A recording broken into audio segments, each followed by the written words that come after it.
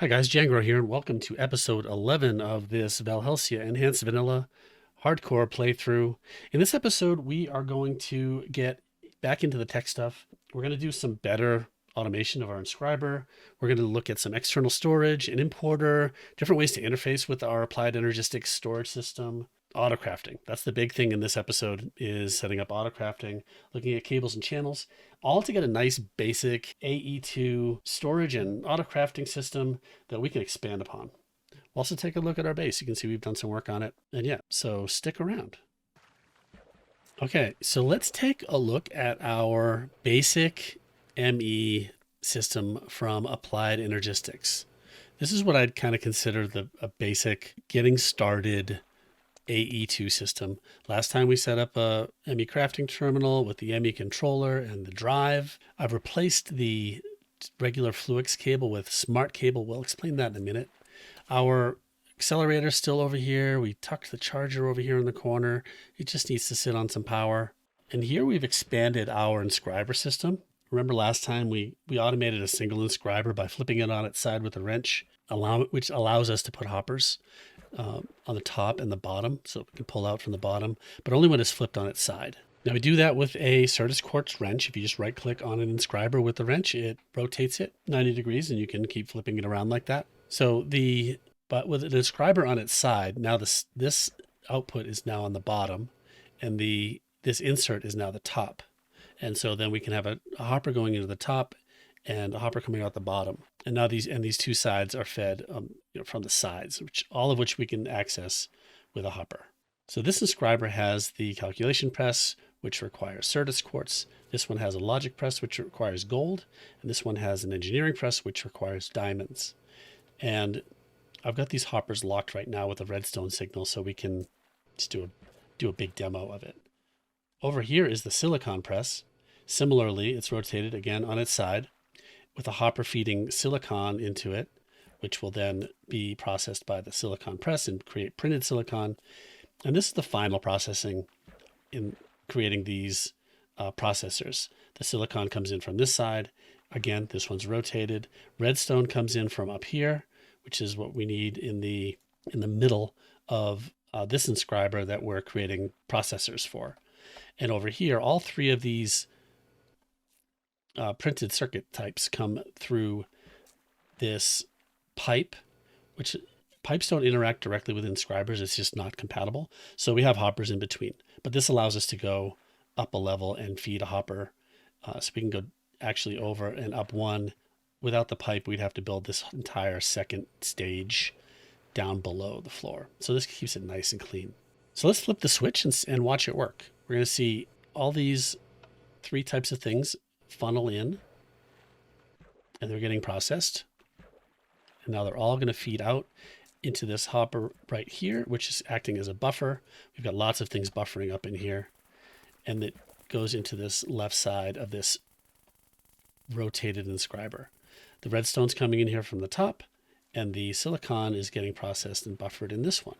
Now these are getting processed quickly because we've got three accelerator cards in here, and they come out here into this chest.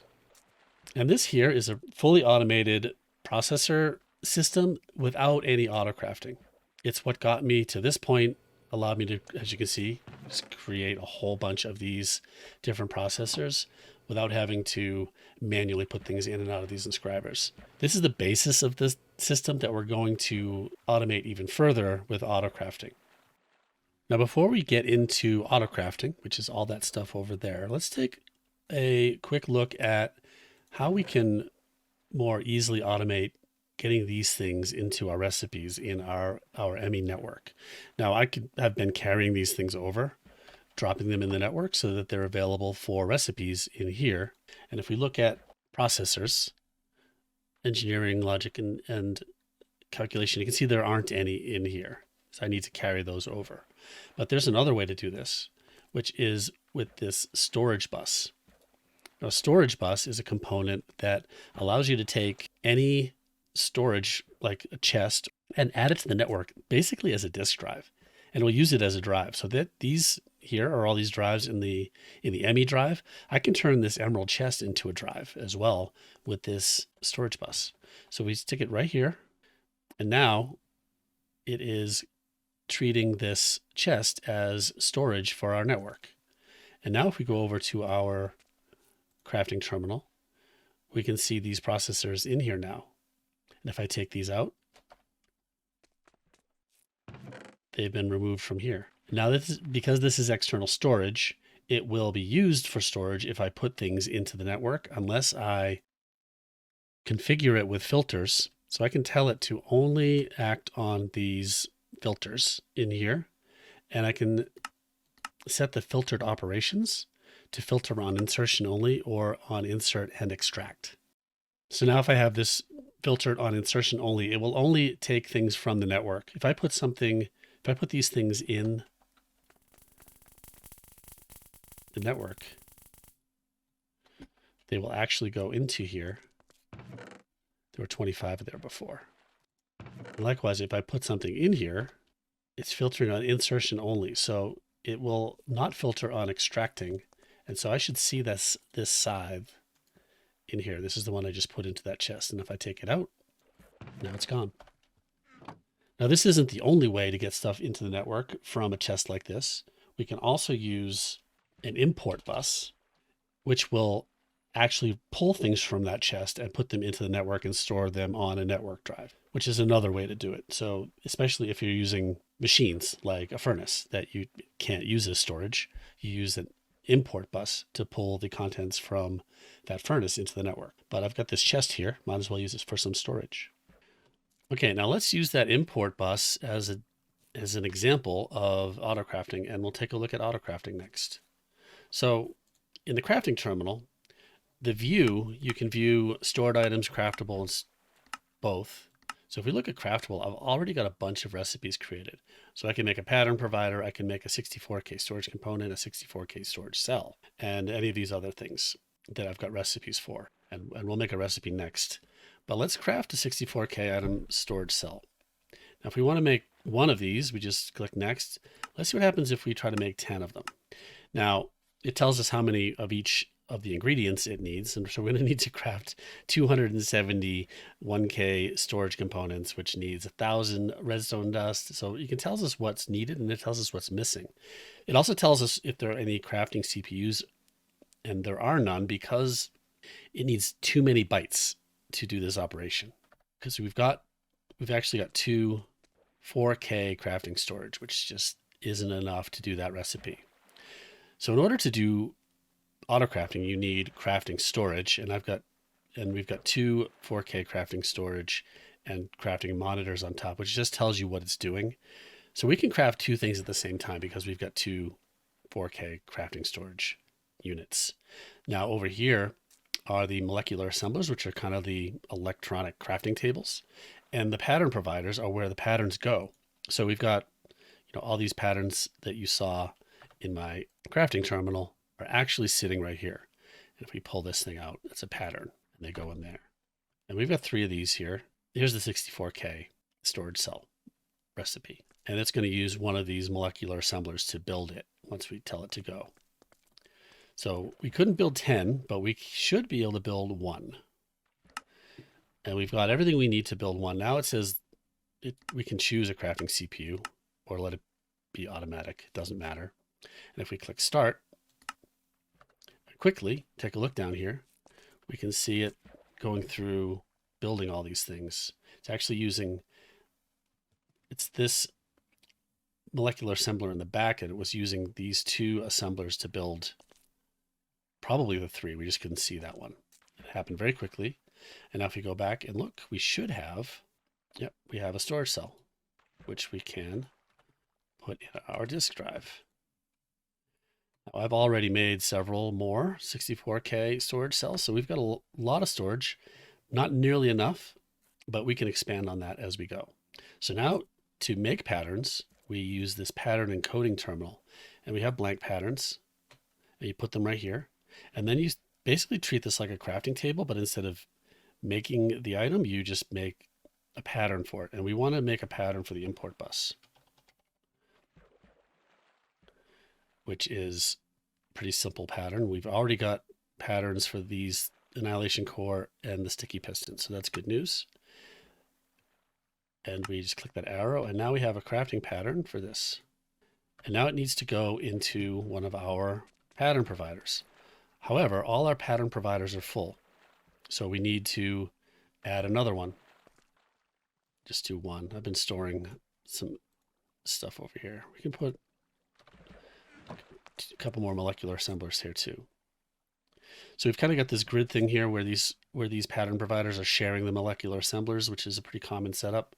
If we put one right here, now when we did that, you see what happened. This crafting storage unit went offline because we ran out of channels. So this smart cable and just regular Fluix cable can carry 8 channels in it. The smart cable just gives you a display that tells you what's being used so we can see what's going on. So this crafting storage unit uses a channel, and this one uses a channel. And you can see here, there's a blue line right there. Now these molecular assemblers don't use channels, but the pattern providers do.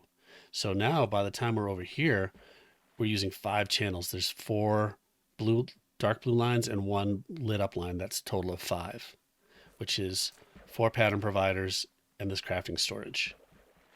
And by the time we get down here, Inscribers don't use any. The charger doesn't use any. We're now up to 6. I'm not sure which. Oh, the storage bus uses 1. So we can see that it's gone from 5 to 6 over here on the other side of the storage bus. So Inscribers don't use any. The charger does not use 1. And our crafting terminal and this pattern encoding terminal also use 1. And so now you can see here, this is what a full smart cable looks like. It's all full. 4 dark lines, 4 bright lines, total of 8. And so there's not a channel for this last crafting storage unit. So let's free up a few channels here with some more smart cable. And we'll move these terminals. We'll just move these terminals over here. Each side of the cube of an ME controller can support another. It actually supports 32. There's dense smart cable that has 32 in it, but that's more expensive.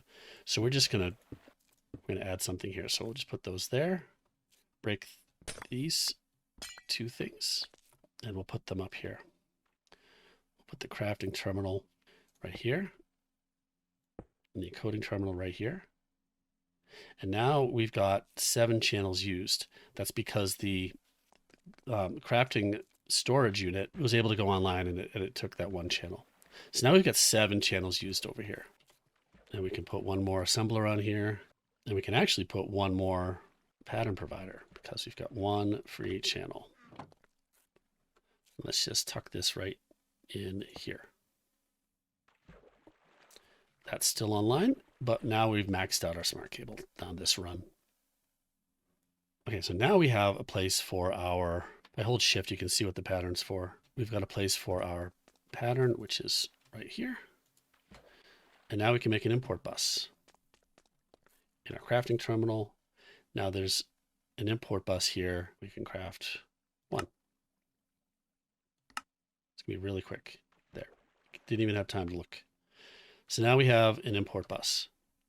Now what we're going to do with this is we've got a problem downstairs, which is we're overflowing horribly with all this stuff from the copper pans, and storage units are overflowed. So now that we've got basically as much storage as we want, if we just keep crafting storage units, we can pipe this stuff upstairs. Now we know this egg goes through the ceiling here at the recycler. So we're going to come out somewhere around here and we're going to run pipe at some point up through here, connect it to this import bus. So let's cut a hole in the floor at a reasonable place, which I think can be right below. There's the recycler. I think right here seems like a good spot. Well, let's do it right here, right above the pipes. And now we can run the importer into something that's connected to that pipe that will just kind of act as a conduit. So we go back downstairs. Let's just do something quick and dirty here. Let's connect the chest and we'll run the pipe right down into the chest. So if we put this chest right here, it will become our overflow chest because this is closer than any of those overflow chests. And we're going to remove those eventually anyway. And if we put the import bus right here on this chest,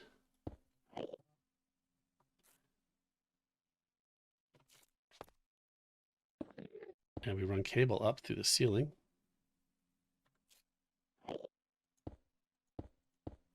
oops, there. Now you can see these overflow things are going to go into this chest. There's already been a few things going in here. And now they've gone. It's pretty slow. We can upgrade it. But as things pile in here,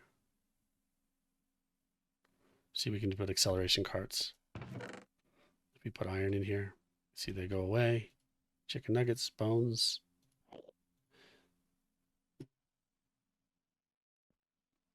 So that should be fast enough to handle the rate that things come in from our copper pans.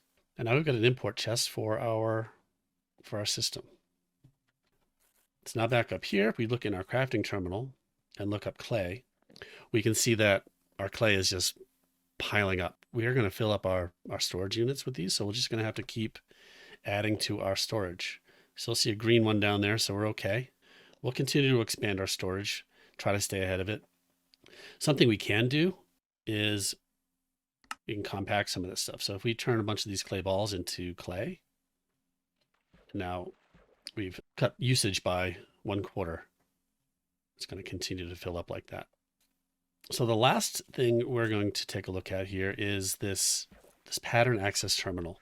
So as we continue to expand our pattern providers so we can handle many, many more recipes, it's going to be hard to remember where patterns are. So if we craft and put a pattern access terminal, it gives us a view into all of the devices on our network that hold patterns. And now we've got 5 molecular assemblers, and these are the patterns that we have in them. So now we can just manage this here. We can move stuff around.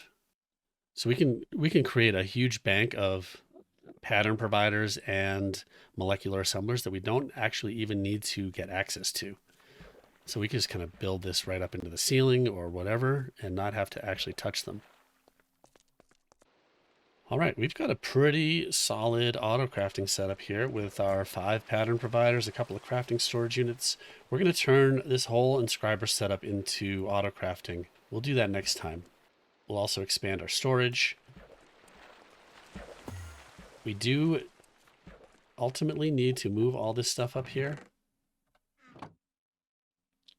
We can just dump stuff in here at this point. Funnel all the things into our storage system.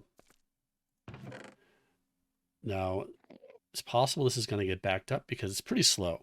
The importer works pretty slow. Let's go steal an accelerator card from our inscriber that we had it in and watch how this speeds things up.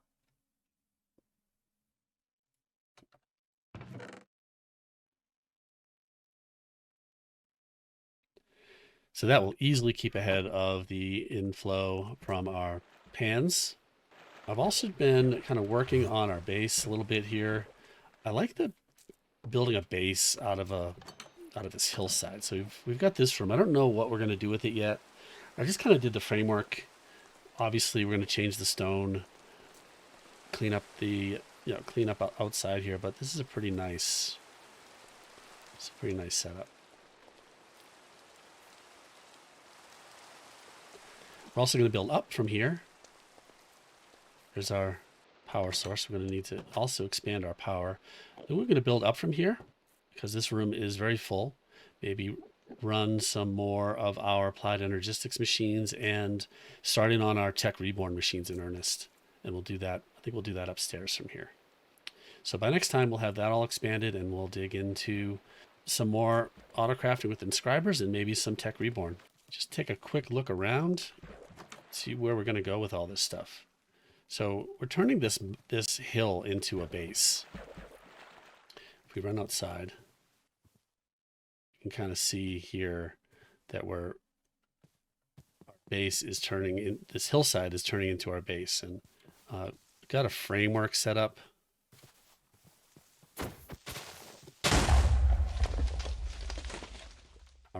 That was very cocky.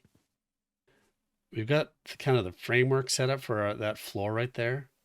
It needs better design, better stone and stuff, but I was just kind of carving that out and messing with it. I thought I could two-shot that creeper. So we're going to ultimately move all of this over, all the storage that we had for the early game. Now we can move it all into Applied Energistics. And that'll do it for this episode. Thanks for watching. Please subscribe if you're liking this series. Leave a comment, like the video. Comment, let me know what you think. Let me know what I'm doing stupid. If there's anything I could do differently or anything you think I should focus on. I appreciate all the feedback, and I'll see you next time.